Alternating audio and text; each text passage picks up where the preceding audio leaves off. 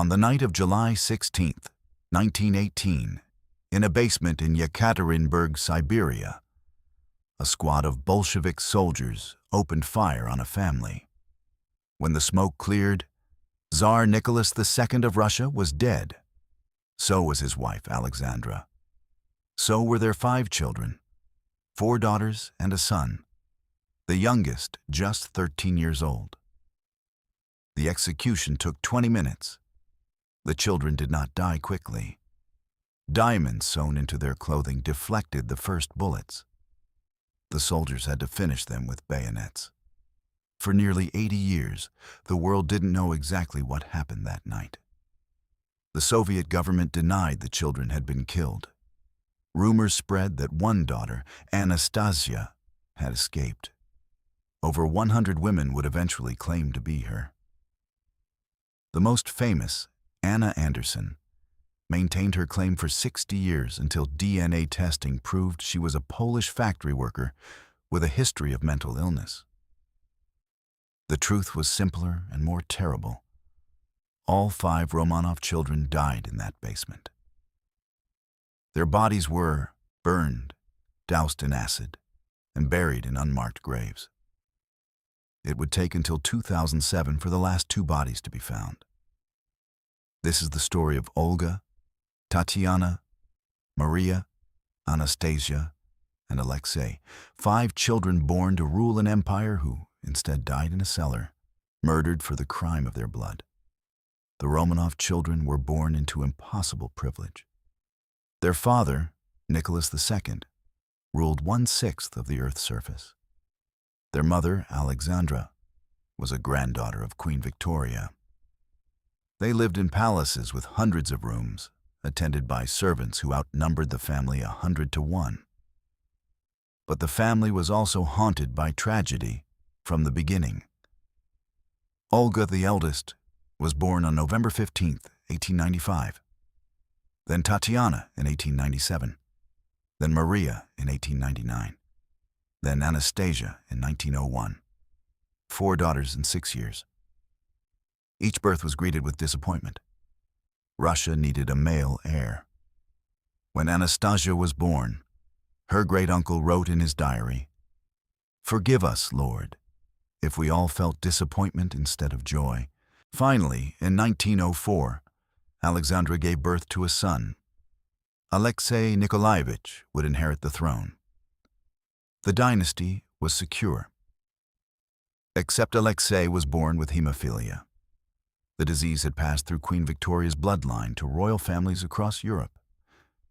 Alexandra was a carrier.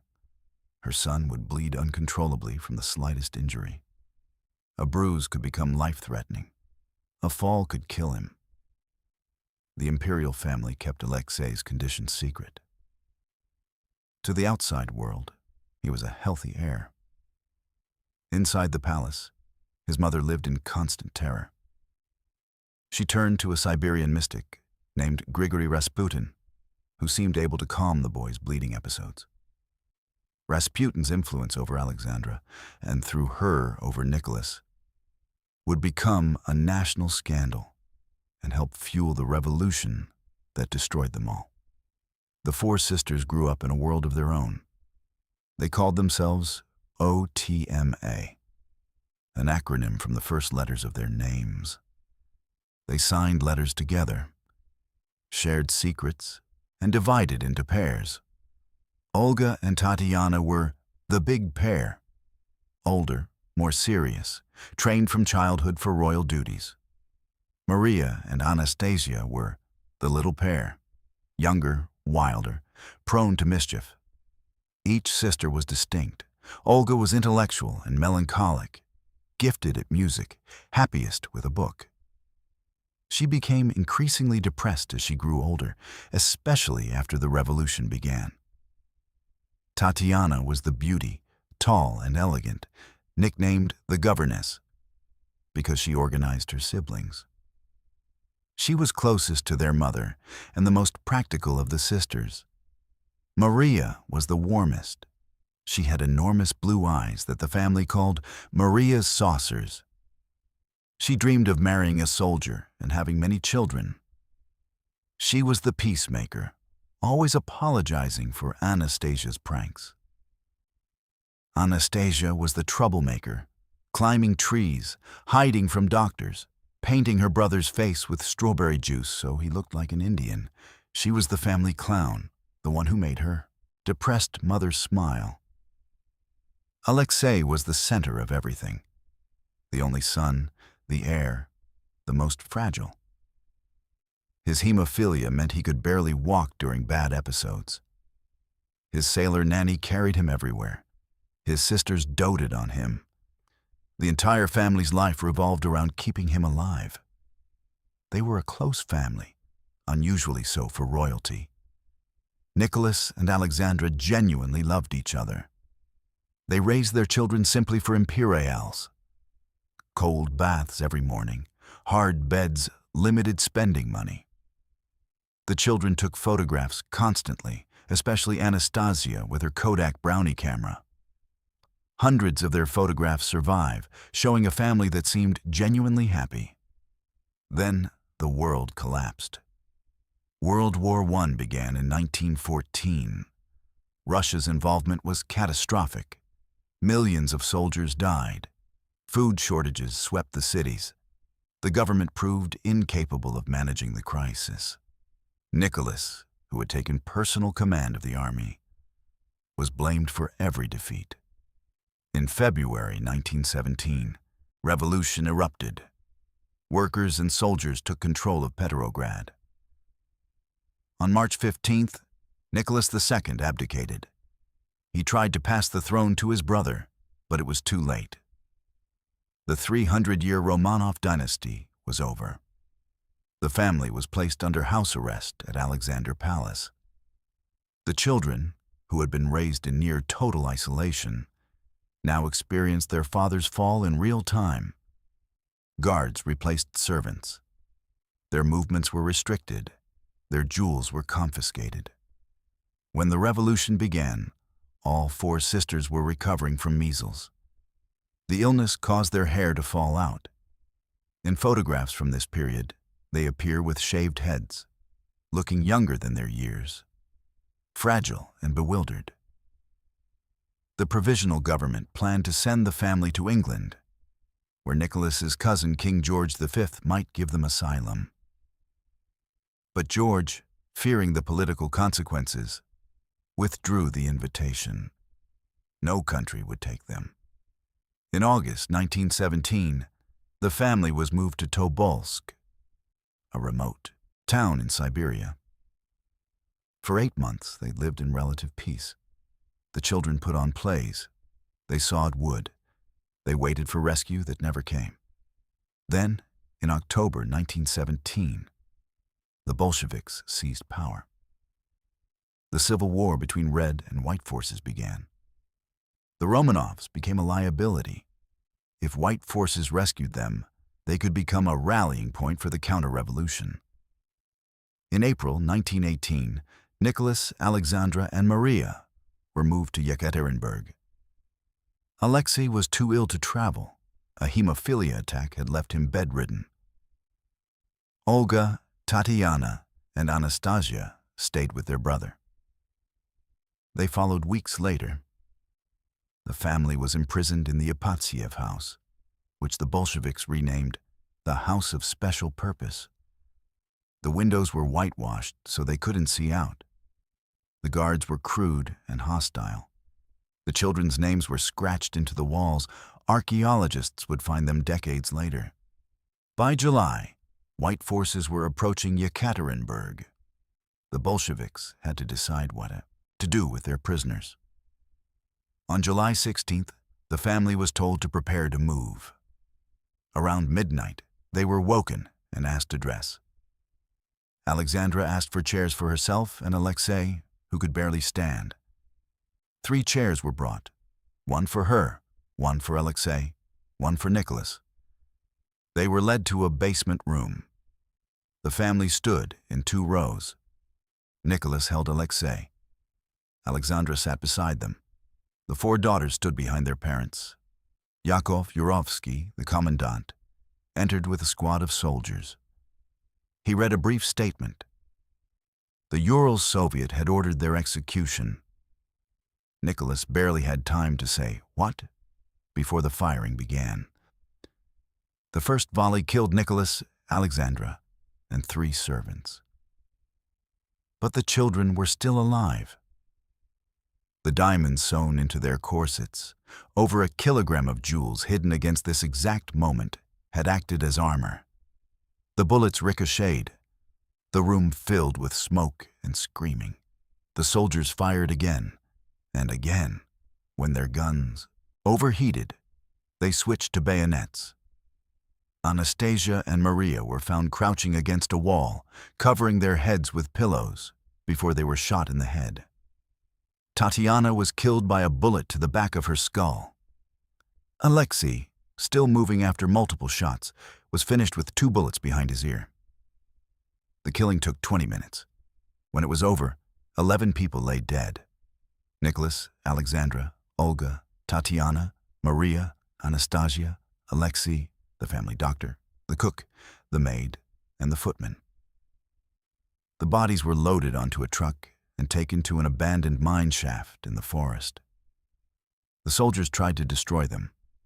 They stripped the bodies, burned some with gasoline, poured sulfuric acid on others.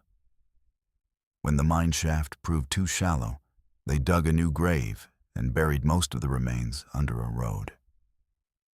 2 bodies, later identified as Alexei and 1 sister, were buried separately, 70 meters away. The Soviet government announced that Nicholas had been executed, but claimed the family had been moved to safety. For decades, they maintained this lie. Alexandra and the children, they said, were alive somewhere. The lie created one of the 20th century's greatest mysteries. What happened to the Romanov children? Rumors of survival began immediately. Over 100 people would eventually claim to be escaped Romanovs. Most were quickly exposed. But one case captivated the world for 6 decades. In 1920, a young woman was pulled from a canal in Berlin after a suicide attempt. She refused to give her name. Eventually, she was institutionalized under the name Fräulein Unbekannt, Miss Unknown. In 1922, she began claiming to be Grand Duchess Anastasia. Anna Anderson, as she came to be known, spent the rest of her life fighting for recognition. Some Romanov relatives believed her. Others were certain she was a fraud. The case went through German courts for decades without resolution. Anderson knew details about the imperial family that seemed impossible for an outsider to know. She recognized relatives. She remembered secret nicknames. She described the layout of palaces she had never visited. But she also couldn't speak Russian, a language Anastasia had spoken from birth. She couldn't recognize other relatives who had known Anastasia intimately. A German investigation identified her as Franziska Szankowska, a Polish factory worker who had suffered a head injury in an explosion and disappeared from Berlin shortly before Anastasia appeared. Anderson died in 1984, still claiming to be Anastasia. She was cremated, seemingly taking her secret to the grave. Then, in 1991, the truth emerged. After the Soviet Union collapsed, investigators finally excavated the burial site near Yekaterinburg. They found 9 skeletons: Nicholas, Alexandra, 3 daughters, and 4 servants. DNA testing confirmed the identities. The remains were compared to living Romanov relatives, including Prince Philip, Duke of Edinburgh, who was related to Alexandra through Queen Victoria. The matches were conclusive. In 1994, researchers tested tissue samples that had been preserved from Anna Anderson's 1979 surgery. Her DNA was compared to the Romanovs and to descendants of Franziska Szankowska. Anna Anderson was not a Romanov. She was Franziska Szankowska, the missing Polish factory worker. The the greatest Anastasia impostor in history was exactly what skeptics had always claimed. But two Romanov children were still missing from the main grave. For years, this kept hope alive that perhaps Anastasia, or her brother Alexei, had somehow escaped. In 2007, Russian archaeologists found a second burial site 70 meters from the first. It contained the burned and fragmented remains of two people, a boy between 10 and 14 years old, and a young woman between 18 and 23. DNA testing in 2008 confirmed what should have been obvious. They were Alexei and one of his sisters. Debate continues over whether the sister is Maria or Anastasia, but it no longer matters. All 5 children are accounted for. All 5 died that night. The Romanov family was canonized as passion bearers by the Russian Orthodox Church in 2000. The Apatyev house was demolished by the Soviets in 1977, reportedly on orders from Boris Yeltsin when he was Communist Party chief of the region. A church called the Church on Blood was built on the site and consecrated in 2003. Nicholas, Alexandra, and 3 daughters were buried in the Saints Peter and Paul Cathedral in St. Petersburg in 1998. Alexei and the final sister remain in a Moscow archive, awaiting burial. The Russian Orthodox Church initially questioned the DNA evidence, but in 2022 finally accepted the remains as authentic. Olga was 22 when she died. She had wanted to marry a Russian, not a foreign prince. She fell in love with a naval officer named Pavel Voronov, but the relationship was forbidden. Tatiana was 21. She was nearly engaged to a Serbian prince who was reportedly devastated when he learned of her death. Maria was 19. Her cousin Louis Mountbatten kept her photograph on his bedside table until his death in 1979. Anastasia was 17. She never grew up to become the amnesiac princess of movies and legends. She died in a basement, crouching against a wall. Alexei was 13. He had spent his entire short life in pain, forbidden from running or playing like other boys, knowing that any fall could kill him. In the end, it wasn't hemophilia that killed him. It was bullets. They were children. They had done nothing wrong.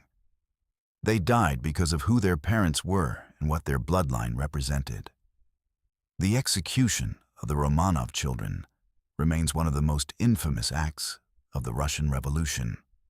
Lenin ordered it. The Bolsheviks carried it out. The Soviet Union covered it up for 70 years. And somewhere in the forest outside Yekaterinburg, under a church built to honor them, the place where they died is now a pilgrimage site. Visitors leave flowers, they light candles.